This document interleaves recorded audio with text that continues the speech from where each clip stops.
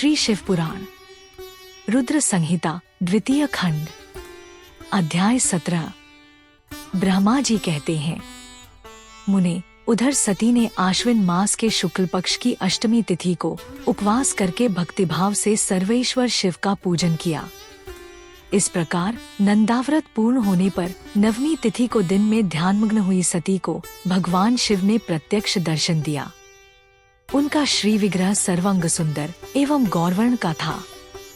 उनके 5 मुख थे और प्रत्येक मुख में 3-3 नेत्र थे। भालदेश में चंद्रमा शोभा दे रहा था। उनका चित्त प्रसन्न था और कंठ में नील चिन्ह दृष्टिगोचर होता था। उनके 4 भुजाएं थीं। उन्होंने हाथों में त्रिशूल, ब्रह्मकपाल, वर तथा अभय धारण कर रखे थे। भस्ममय अंगराग से उनका सारा शरीर उद्भासित हो रहा था। गंगा जी उनके मस्तक की शोभा बढ़ा रही थी। उनके सभी अंग बड़े मनोहर थे। वे महान लावण्य के धाम जान पड़ते थे। उनके मुख करोड़ों चंद्रमाओं के समान प्रकाशमान एवं आह्लादजनक थे। उनकी अंगकांति करोड़ों कामदेवों को तिरस्कृत कर रही थी तथा उनकी आकृति स्त्रियों के लिए सर्वथा ही प्रिय थी। सती ने ऐसे सौंदर्य माधुर्य से युक्त प्रभु महादेव जी को प्रत्यक्ष देखकर उनके चरणों की वंदना की। उस समय उनका मुख लज्जा से झुका हुआ था। तपस्या के पुंज का फल प्रदान करने वाले महादेव जी उन्हीं के लिए कठोर व्रत धारण करने वाली सती को पत्नी बनाने के लिए प्राप्त करने की इच्छा रखते हुए भी उनसे इस प्रकार बोले। महादेव जी ने कहा, उत्तम व्रत का पालन करने वाली दक्षनंदिनी, मैं तुम्हारे इस व्रत से बहुत प्रसन्न हूँ, इसलिए कोई वर मांगो। तुम्हारे मन को जो अभीष्ट होगा वही वर मैं तुम्हें दूंगा। ब्रह्मा जी कहते हैं, मुने, जगदीश्वर महादेव जी यद्यपि सती के मनोभाव को जानते थे तो भी उनकी बात सुनने के लिए बोले, कोई वर मांगो। परंतु सती लज्जा के अधीन हो गई थी, इसलिए उनके हृदय में जो बात थी उसे वे स्पष्ट शब्दों में कह न सकीं। उनका जो अभीष्ट मनोरथ था वह लज्जा से आच्छादित हो गया। प्राणवल्लभ शिव का प्रिय वचन सुनकर सती अत्यंत प्रेम में मग्न हो गईं। इस बात को जानकर भक्तवत्सल भगवान शंकर बड़े प्रसन्न हुए और शीघ्रतापूर्वक बारंबार कहने लगे, वर मांगो, वर मांगो। सत्पुरुषों के आश्रयभूत अंतर्यामी शंभु सती की भक्ति के वशीभूत हो गए थे। ओम नमः शिवाय। तब सती ने अपनी लज्जा को रोककर महादेव जी से कहा, वर देने वाले प्रभु, मुझे मेरी इच्छा के अनुसार ऐसा वर दीजिए जो टल ना सके। भक्तवत्सल भगवान शंकर ने देखा सती अपनी बात पूरी नहीं कह पा रही हैं। तब वे स्वयं ही उनसे बोले, देवी, तुम मेरी भार्या हो जाओ। अपने अभीष्ट फल को प्रकट करने वाले उनके इस वचन को सुनकर आनंदमग्न हुई सती चुपचाप खड़ी रह गईं, क्योंकि वे मनोवांछित वर पा चुकी थी। फिर दक्ष कन्या प्रसन्न हो दोनों हाथ जोड़ मस्तक झुका भक्तवत्सल शिव से बारंबार कहने लगी। सती बोली, देवाधिदेव महादेव, प्रभु जगत्ते, आप मेरे पिता को कहकर वैवाहिक विधि से मेरा पाणी ग्रहण करें। ब्रह्मा जी कहते हैं, नारद, सती की यह बात सुनकर भक्तवत्सल महेश्वर ने प्रेम से उनकी ओर देखकर कहा, प्रिय, ऐसा ही होगा। तब दक्ष कन्या सती भी भगवान शिव को प्रणाम करके भक्तिपूर्वक विदा मांग जाने की आज्ञा प्राप्त करके मोह और आनंद से युक्त हो माता के पास लौट गईं। इधर भगवान शिव भी हिमालय पर अपने आश्रम में प्रवेश करके दक्ष कन्या सती के वियोग से कुछ कष्ट का अनुभव करते हुए उन्हीं का चिंतन करने लगे। देवऋषि, फिर मन को एकाग्र करके लौकिक गति का आश्रय ले भगवान शंकर ने मन ही मन मेरा स्मरण किया। त्रिशूलधारी महेश्वर के स्मरण करने पर उनकी सिद्धि से प्रेरित हो मैं तुरंत ही उनके सामने जा खड़ा हुआ। तात, हिमालय के शिखर पर जहाँ सती के वियोग का अनुभव करने वाले महादेव जी विद्यमान थे, वहीं मैं सरस्वती के साथ उपस्थित हो गया। देवऋषि, सरस्वती सहित मुझे आया देख सती के प्रेमपाश में बंधे हुए शिव उत्सुकतापूर्वक बोले। शंभु ने कहा, ब्राह्मण, मैं जब से विवाह कार्य में स्वार्थ बुद्धि कर बैठा हूँ, तब से अब मुझे इस स्वार्थ में ही स्वत्वसा प्रतीत होता है। दक्ष कन्या सती ने बड़ी भक्ति से मेरी आराधना की है। उसके नंदाव्रत के प्रभाव से मैंने उसे अभीष्ट वर देने की घोषणा की।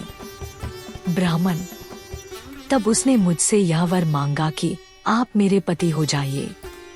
यह सुनकर सर्वथा संतुष्ट हो मैंने भी कह दिया कि तुम मेरी पत्नी हो जाओ।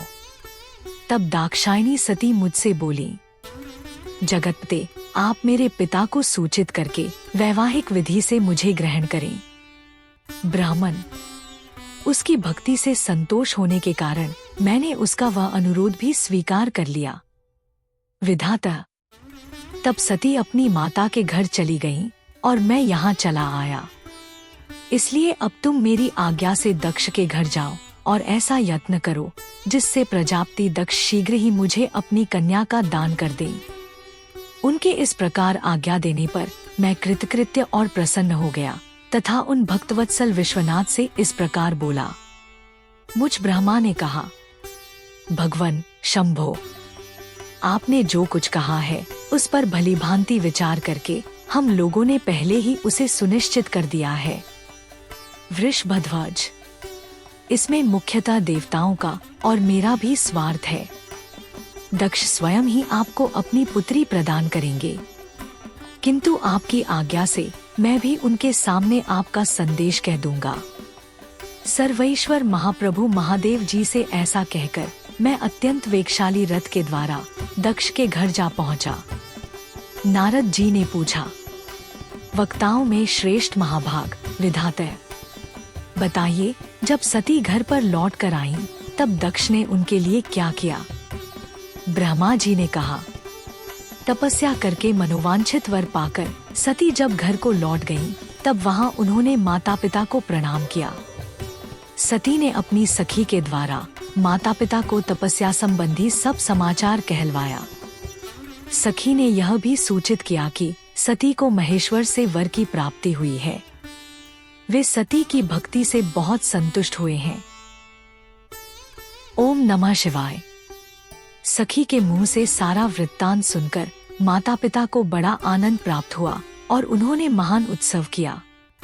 उदारचेता दक्ष और महामनस्विनी वीरिणी ने ब्राह्मणों को उनकी इच्छा के अनुसार द्रव्य दिया तथा अन्य अन्य अंधों और दीनों को भी धन बांटा।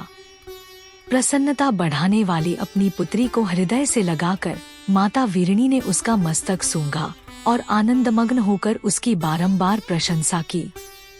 तदंतर कुछ काल व्यतीत होने पर धर्मज्ञों में श्रेष्ठ दक्ष इस चिंता में पड़े कि मैं अपनी इस पुत्री का विवाह भगवान शंकर के साथ किस तरह करूं। महादेव जी प्रसन्न होकर आए थे, पर वे तो चले गए। अब मेरी पुत्री के लिए वे फिर कैसे यहाँ आएंगे? यदि किसी को शीघ्र ही भगवान शिव के निकट भेजा जाए तो यह भी उचित नहीं जान पड़ता, क्योंकि यदि वे इस तरह अनुरोध करने पर भी मेरी पुत्री को ग्रहण न करें तो मेरी याचना निष्फल हो जाएगी। इस प्रकार की चिंता में पड़े हुए प्रजापति दक्ष के सामने मैं सरस्वती के साथ सहसा उपस्थित हुआ। मुझ पिता को आया देख दक्ष प्रणाम करके विनीत भाव से खड़े हो गए। उन्होंने मुझ स्वयंभू को यथायोग्य आसन दिया।